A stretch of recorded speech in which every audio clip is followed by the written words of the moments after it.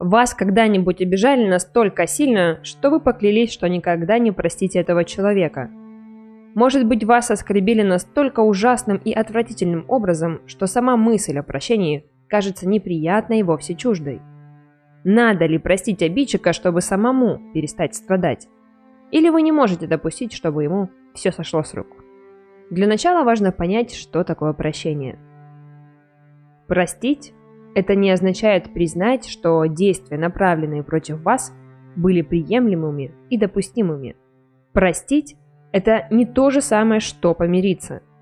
Прощение – это не шаг, который вы делаете, чтобы избежать последствий конфликта. Прощение – это не должно быть только на словах. Это решение необходимо принять внутренне. Прощение – это не то, что кто-то другой может заставить вас сделать. Простить – это не то же самое, что забыть. Вы можете никогда не забыть того, что случилось с вами. Просто потому, что вы простили кого-то, не означает, что вы предали случившееся забвению. Это также не означает, что вы предали себя. Прощение не имеет ничего общего со справедливостью. Если вы думаете, прощать ли человека, на которого вы обижены, знайте, прощение приносит исцеление человеку, который прощает, то есть вам. Вы тот, кто исцелится, простив обидчика. Прощение – это процесс, подобный процессу переживания горя. Как вы думаете, что происходит с человеком, который горе не пережил? К чему по итогу это приведет и во что это выливается?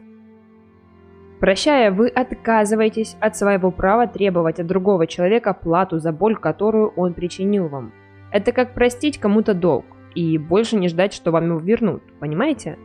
Очень важно принять это решение внутренне, не солгав в первую очередь самому себе.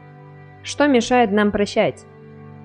Мы считаем, что несправедливо игнорировать тот факт, что нас кто-то обидел. Пострадавший желает защитить себя и выплеснуть свою злость. Он чувствует необходимость испытывать гнев. Ему действительно страшно отказаться от него и отпустить ситуацию. Обиженный не видит никакого смысла в том, чтобы простить человека, который глубоко его оскорбил. А между тем, в прощении есть множество преимуществ, и главное из них – свобода. Свобода душевная, свобода от стресса, который вы испытываете каждый раз, вспоминая об обиде. Свобода от гнева, от негативных эмоций и от того, что эта ситуация, эта обида, она вас контролирует, влияет на ваше поведение, решения и жизненное равновесие. Простить – это значит подарить себе свободу. Свободу выбросить обиду и злость из головы, мыслей, сердца и души. А сделав это и освободив внутри себя пространство, появляется возможность принять туда что-то приятное, то, что будет приносить вам радость, гармонию и покой. Психиатр больницы Джона Хопкинса Карен Шварц называет чувство обиды и разочарования огромной нагрузкой для организма. Он говорит: мы не обязаны прощать обиды и корректировать свою эмоциональную реакцию, но должны иметь в виду, что негативные эмоции могут влиять не только на отношения с людьми, но и на наше физическое и психологическое состояние. С точки зрения нейробиологии, прощение – это успешная стратегия приспособления в стрессовых условиях, которая работает по 3 причинам. Во-первых, напрямую устраняет деструктивное влияние обиды, уменьшает стрессовую реакцию, нормализует артериальное давление и сердечный ритм, способствует снижению кортизола, гормона стресса. Во-вторых, помогает улучшить внешний эмоциональный фон, например, отношения на работе или отношения в семье. В-третьих, меняет внутреннее состояние, генерируя позитивные эмоции. Итак, как же научиться прощать?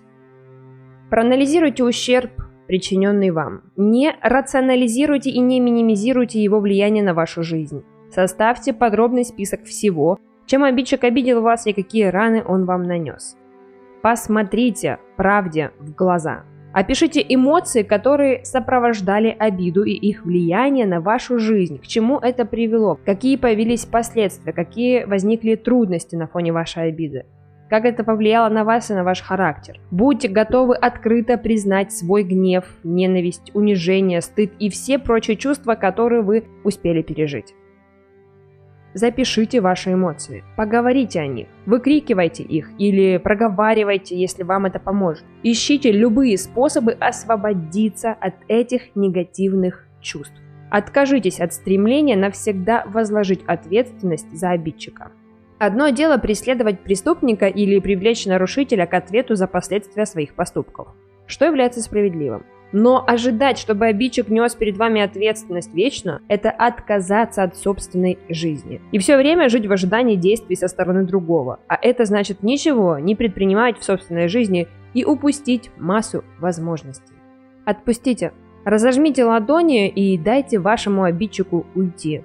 Прекратите требовать, чтобы он изменился. Прекратите держать его. Прекратите за него хвататься. Прекратите хвататься за статус жертвы. Хватит нуждаться в нем. Перестаньте лелеять свои раны. Прощение останавливает движение по скоростной магистрали негатива в вашем сознании. Вам больше нет необходимости вспоминать и прокручивать в мозгу все оскорбления и обиды, нанесенные вам снова и снова. Прощая, больше не возникает необходимости вновь и вновь это переживать. Ваш обидчик более не занимает ваши мысли.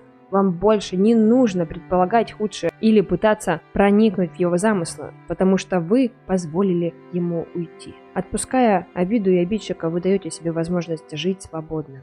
Прощая, вы избавляетесь от боли, которую каждый раз ощущаете, помня про обиду. Разожмите ладони и проговорите: «Я прощаю тебя. Я отпускаю тебя. Я выбираю быть свободным».